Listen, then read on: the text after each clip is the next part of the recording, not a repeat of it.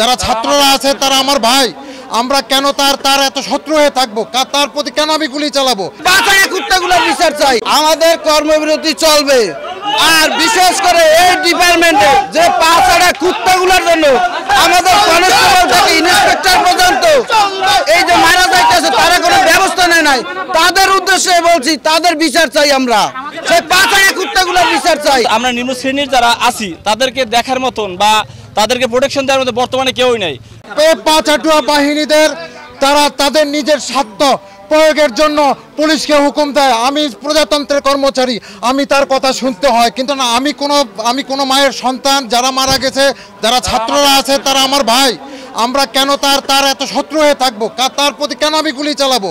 সে তো আমার দেশের জনগণ। আমি আভ্যন্তরীণ আইন শৃঙ্খলার দায়িত্বে নিয়োজিত আছি। আমি তো তাকে মেরে ফেলার জন্য না, সেও আমাকে মেরে ফেলার জন্য না। তাহলে এই দূরত্ব, পুলিশের সাথে বৈষম্য এবং দূরত্ব কিভাবে সৃষ্টি করা হলো? কেন সৃষ্টি করা হলো?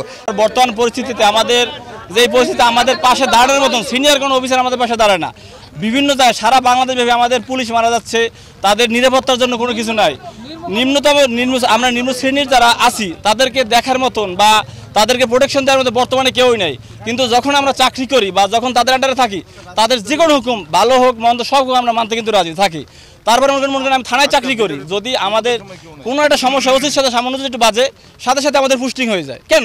এটা তো তদন্ত করা উচিত। বিয়োগী মামলা চালু হলে আমি যদি নির্দোষে প্রমাণিত হই, তারপরে আমাকে পালিশমেন্ট দেয় ডিপার্টমেন্ট পালিশ দেওয়া মানে কি? আমি যখন পরবর্তী পদোন্নতি পরীক্ষা দেই, তখন কিন্তু আমার ওখান থেকে পিডি দিলে, বিয়োগী মামলা দিলে আমার ওখান থেকে মার্ক কিন্তু পয়েন্ট কাটা যায়, মার্ক কাটা যায়। নিহত পুলিশ সদস্যের পরিবারকে এককালীন আর্থিক ক্ষতিপূরণ প্রদান, আজীবন পেনশন, রেশন এবং প্রাপ্তি, পরিবারের একজন সদস্যের সরকারি চাকরি নিশ্চিত করা, পুলিশের নিয়োগ বিধিমালা বিশেষত সাব ইন্সপেক্টর এবং সার্জেন্ট নিয়োগ পিএসসির অধীনে এবং পুলিশ হেডকোয়ার্টারের অধীনে কনস্টেবল নিয়োগ শতভাগ স্বচ্ছতা নিশ্চিত করা, পুলিশ পরিদর্শক পদ থেকে সহকারী পুলিশ কমিশনার পদে 30% সরাসরি এবং 70% পদোন্নতির মাধ্যমে পূরণ এবং সেটি যথাসময়ে নিশ্চিত করা, আন্তর্জাতিক মানদণ্ড অনুযায়ী পুলিশের কর্মঘণ্টা কমিয়ে 8 ঘন্টা করা এবং অতিরিক্ত কর্মঘণ্টার জন্য ওভারটাইম প্রদানের ব্যবস্থা।